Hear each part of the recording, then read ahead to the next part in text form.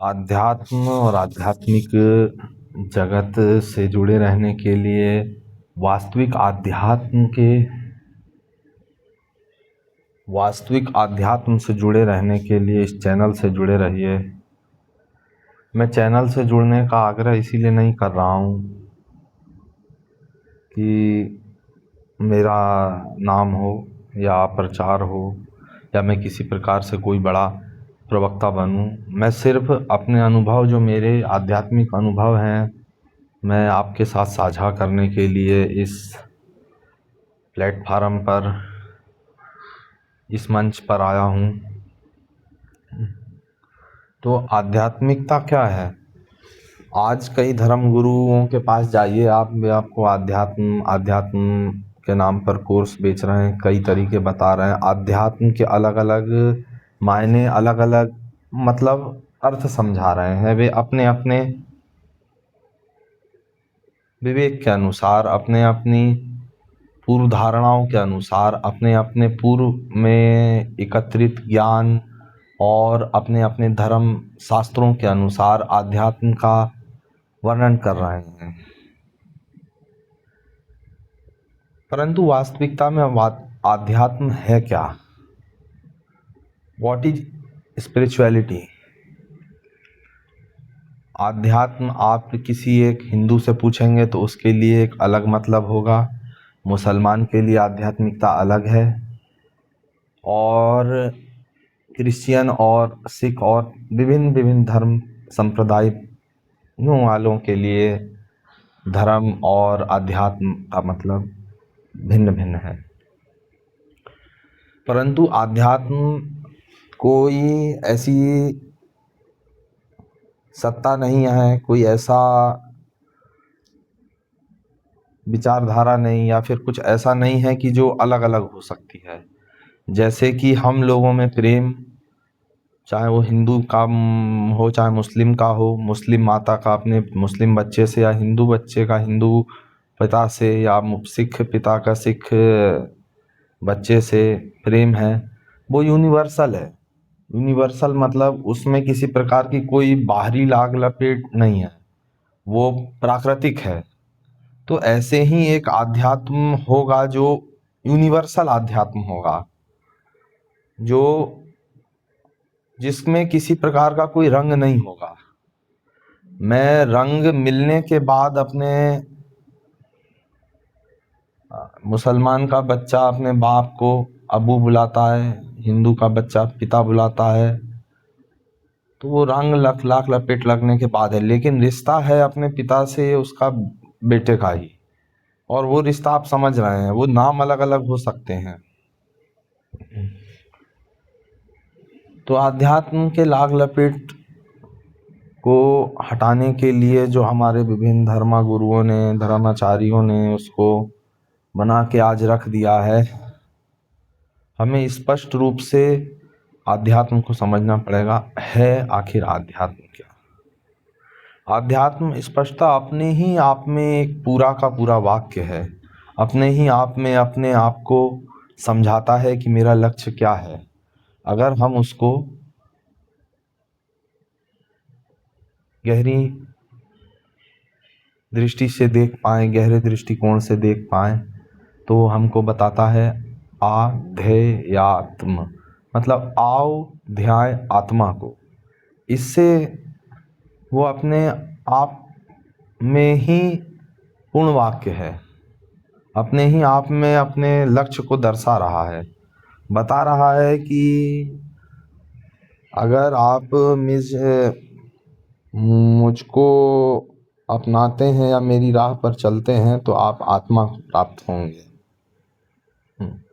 तो कभी भी गलती से आध्यात्म को उससे रिलेट मत करिएगा कि किसी प्रकार से कहीं पर जाकर अगरबत्ती दिखा देने से, या कहीं पर जाके नारियल फोड़ देने से, या किसी मज़ार पर जाकर सर टिका लेने से, या किसी तीर्थ यात्रा पे कर लेने से आप आध्यात्मिक हो जाएंगे। नहीं, जब आध्यात्म शब्द ही बोल रहा है कि आओ ध्याय आत्मा को, उसने ये नहीं बोला आओ ध्याय मूर्तियों को, आओ ध्याय नदियों को, आओ ध्याएं तीर्थों को, आओ ध्याएं किसी और वन वस्तुओं को। मैं इसमें मूर्ति को छोड़ना चाहूँगा। मूर्ति एक मार्ग है आत्मा तक पहुँचने का। वो एक अलग विषय है, उस पे हम दोबारा अलग वीडियो पर चर्चा करेंगे। लेकिन इस आध्यात्म को अगर हम समझना चाहें तो बहुत आसान शब्दों में समझ सकते हैं। वे क्रियाएं, वे वाक्य, वे तर्क जो हमको हमारी आत्मा से मिलाते हों, जो हमें हमारी आत्मा तक पहुंचाते हों, वे ही आध्यात्म हैं। और ऐसी बातें करने वाले ही आध्यात्मिक हैं।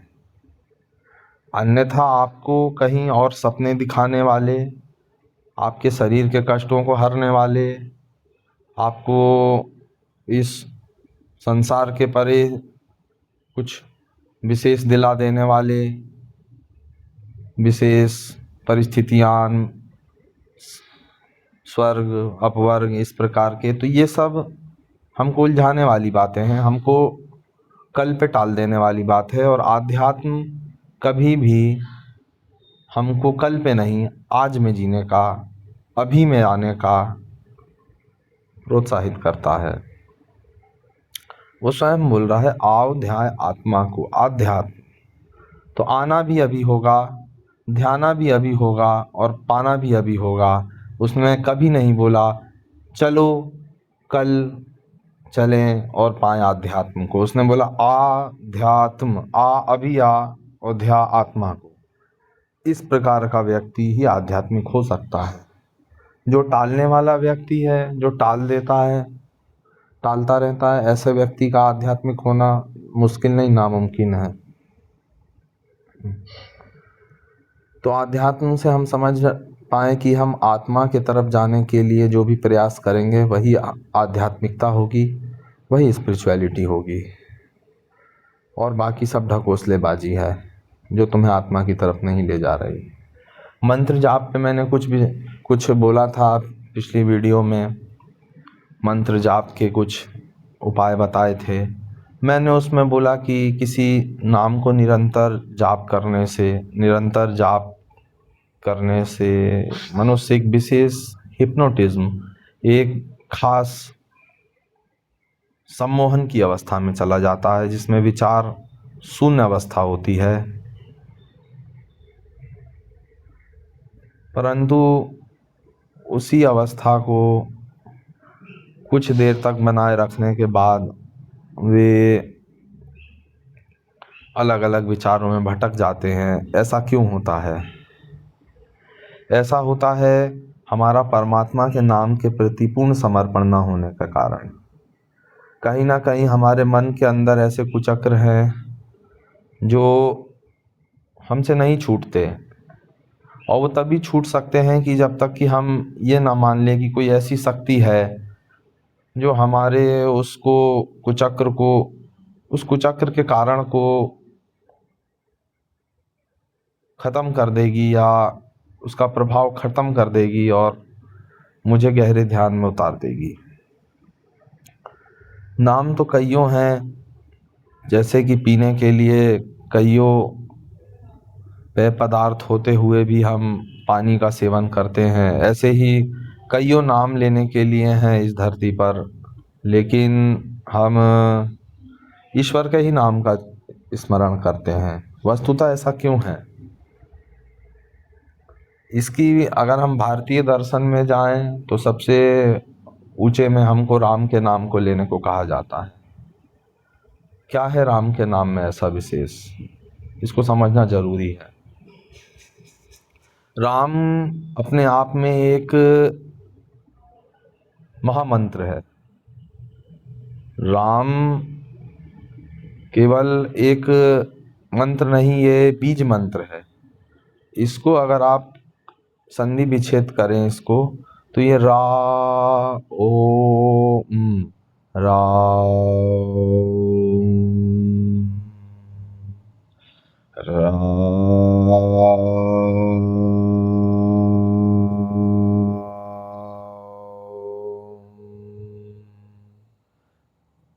राम, हमारे जन्म जन्मांतर के जो कर्म हैं, जो हमारी अच्छी बुराइयां हैं, वो हमारी नाभि में एकत्रित हैं।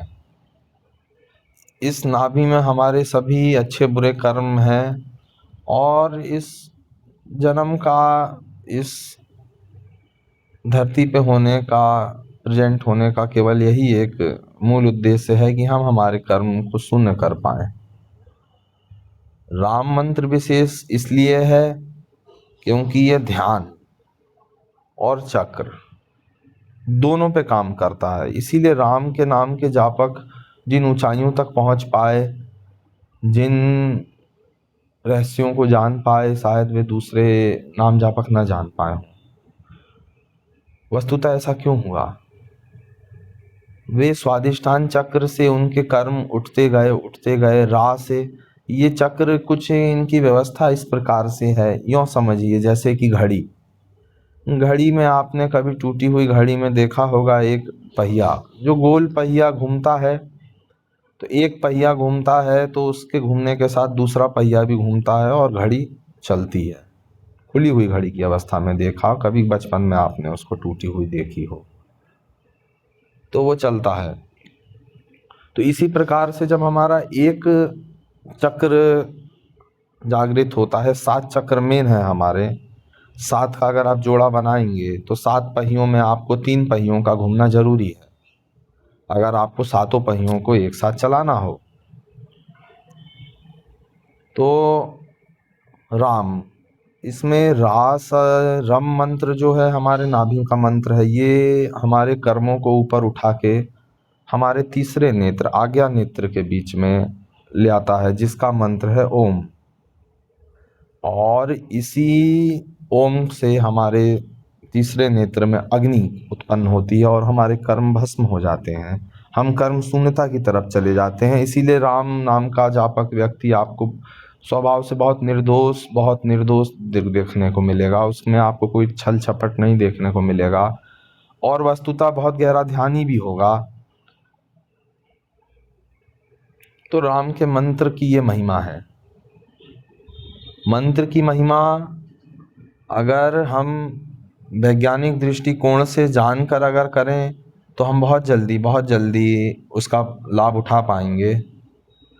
अन्यथा अगर मंत्र का जाप केवल हम एक तोते की तरह करते रहें, बिना उसके पीछे के वैज्ञानिक दृष्टिकोण को जानते हुए, तो हम मंत्र का लाभ नहीं उठा पाएंगे। सबसे पहला तो हमको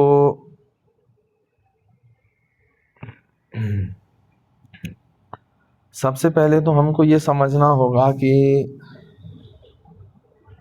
मंत्र जाप वास्तविकता में कब और कहाँ और कैसे किया जाए। जैसा मैंने पहले बताया आपको कि अष्टावक्र कहते हैं कि मनुष्य के जीवन में ऐसा कोई समय नहीं है जिस समय मनुष्य के जीवन में द्वंद्व ना हो। तो द्वंद्व तो बना ही रहेगा।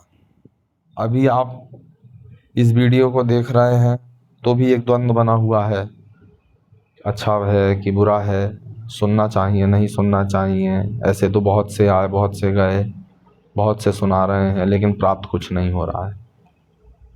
तो इसी द्वंद्व को संसार का नाम दिया उन्होंने बोला वास्तविकता में संसार कुछ भी नहीं है, कन्फ्लिक्ट है, माइंड्स कन्फ्लिक्ट, द्वंद्व, ऐसा करना चाहिए या ऐसा नहीं करना चाहिए। जो एक धारा में भी बहता है व्यक्ति, वो भी आत्मज्ञानी हो जाता है। अष्टावक्र उसके लिए बोलते हैं कि ऐसा व्यक्ति जिसकी समस्त वासनाओं का अंत हो गया है, वह तो सूखे पत्ते की तरह व्यवहार करता है। सूखे पत्ते को हवा जहाँ उड़ा के ले जाती है वहाँ ले जाता है। देखिए द्वंद्व की स्थिति कब है? जब हम टकराव है स्थिति से, हमारी वर्तमान परिस्थिति से। अगर हम बहते जाएं उसमें फ्लो के साथ तो भी द्वंद्व नहीं है।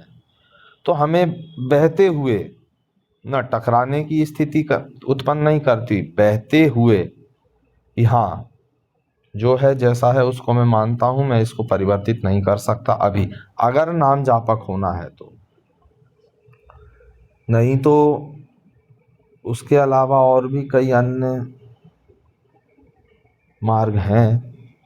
अगर नाम जप से अगर आप सफलता प्राप्त करना चाहते हैं, ध्यान में आध्यात्म में उतरना चाहते हैं, तो द्वंद्व से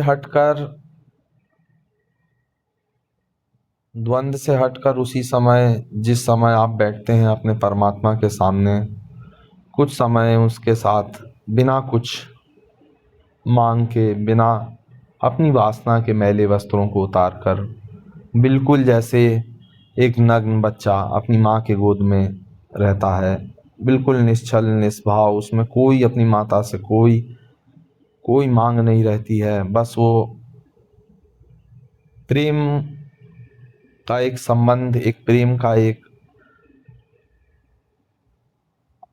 ऑरा होता है, बस उसके अलावा कुछ भी नहीं होता। तो उस प्रकार से अपने परमात्मा के पास जाओ, उसके पास कुछ मांगने के लिए नहीं, कुछ सुनाने के लिए नहीं, केवल उसका होने के लिए जाओ। जैसे एक प्रेमी, एक प्यार में तड़पता प्रेमी, जिससे प्रेमी उसका कई कई कई मीलों दूर है, वो क्या कर सकता है? वो केवल अपने प्रियतम का नाम ले सकता है, अपने प्रियतम के नाम में डूब सकता है। तो उसी प्रकार से अपने प्रीतम को उतना दूर ना मानो, तुम्हारा प्रीतम तुम्हारे अंदर है। मैं तुमसे वादा करता हूँ, तुम एक कदम चलोगे, 100,000 कदम वो चल के आएगा। परमात्मा की शक्ति को इतना कम ना समझो, वो बहुत बहुत दयालु है, बहुत दयालु है। आप अगर राम राम राम राम मंत्र का जाप कर रहे हैं, उसकी गूंज में खो रहे हैं, हम सबसे बड़ा कारण है कि हम लोग बैठते हैं, हमारे साथ जो और भी श्रोता आते हैं, वो बोलते हैं कि हम नाम जप करते हैं, नाम जप करते हुए हमारा ध्यान कई कई जगह पर विचलित हो जाता है। ध्यान विचलित होने का कारण दो हो सकता है। पहला कि अभी भी तुमको कहीं ना कहीं संसार से सुख मिलने की या संसार से व्यापार की कुछ ना कुछ आशा है। अन्यथा ऐसा व्यक्ति जिसने संसार को दुखमय मान लिया है, जिसको बुद्ध बोलते हैं दुखमय है संसार, तो ऐसा व्यक्ति अगर नाम जप करे, उदासीन व्यक्ति, तो काफी जल्दी ध्यान में चला जाएगा। उदासीनता बहुत गहरा शब्द है। उदासीनता हमको मध्यम में लाती है, हमें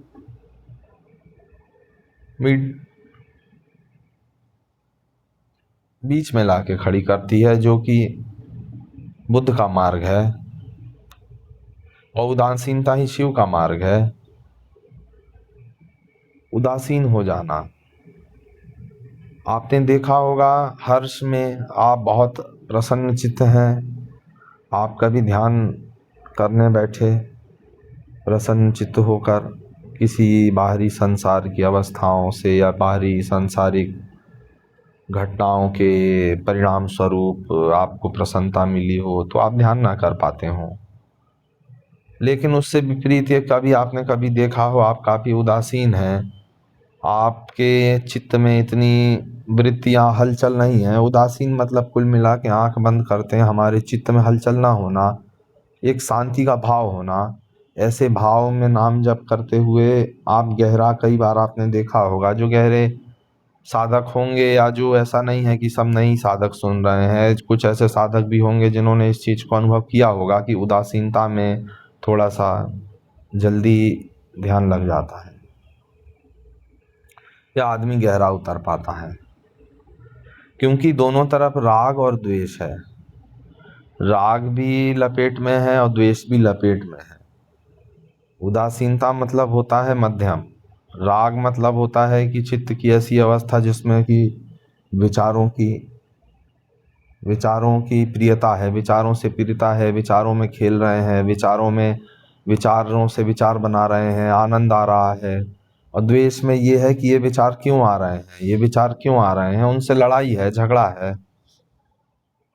अथवा मध्यम मार्ग है, वो सुनने में लोगों को इसीलिए बुरा लगता है, इसीलिए लोग शायद इससे भाग जाते हैं, आध्यात्म की तरफ नहीं आते सच्चे आध्यात्म को सुनकर। वो है उदासीनता का। बड़े से बड़ा जो योगी हुआ, बड़े से बड़ा आप योगी देखिए, उनके चेहरे पे कभी आपको काफ़ी गहरी मुस्कान या गहरी ऐसा नहीं लगता होगा कि ये व्यक्ति बहुत ज़्यादा प्रफुल्लित या उत्साहित है। आपको उनके चेहरे पे उदासीनता ही दिखती होगी।